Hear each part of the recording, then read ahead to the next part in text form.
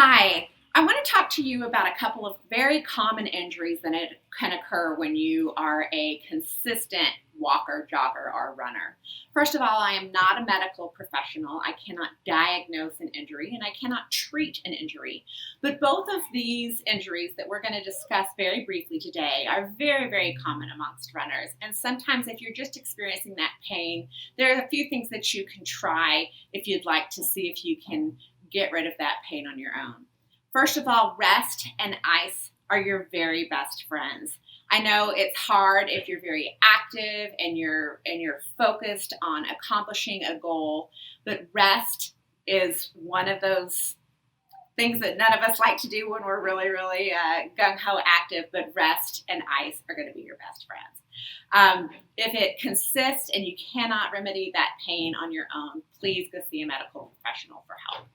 So the two that I want to talk about are plantar fasciitis and shin splints. Very, very common in runners because both of these come from impact and overuse, just that consistent overuse, running every day, running 4 or 5 times a day. First of all, know that there are things that you can do to prevent these injuries, and that's an appropriate warm-up. Don't skip your warm-up. An appropriate warm-up and an appropriate cool-down is your best sure way to prevent injuries. Injuries sometimes don't happen necessarily just from overuse. Maybe the mechanics of how you are running or how you're walking could be a little off. Maybe you have poor shoes. Make sure you have a good, solid running, walking shoe with a good arch support. Those are some things that can prevent those injuries. Splints are when is pain on that front of the shin. It's when that connective connective tissue to the bone gets inflamed. So the best thing to bring down inflammation, rest and ice. But there are a couple of things that you can do. Ice for shin splints, okay? Because it is an inflammation and we can reduce that inflammation by applying ice to the area. But there are a couple of stretches that you can do that'll make it feel better. One is to really activate the back of the leg. I've got a dog leash here. If you've got a yoga strap, a bath towel will work, or just a stretch band, but you want to lay down on the floor, wrap that strap around, try to keep the leg as straight as you can, and pull. Stretching for injury or for cool down is holding that stretch from 30 to 45 seconds. So you want to pull, and you want to pull the toe down if you can. If your stretch looks like this, you're not getting that hamstring. So I'm pretty flexible. You may only be able to come here, but you want to try to keep that leg straight and pull the toe. All right. Another great stretch for a shin splint, and again, it's that front of the shin.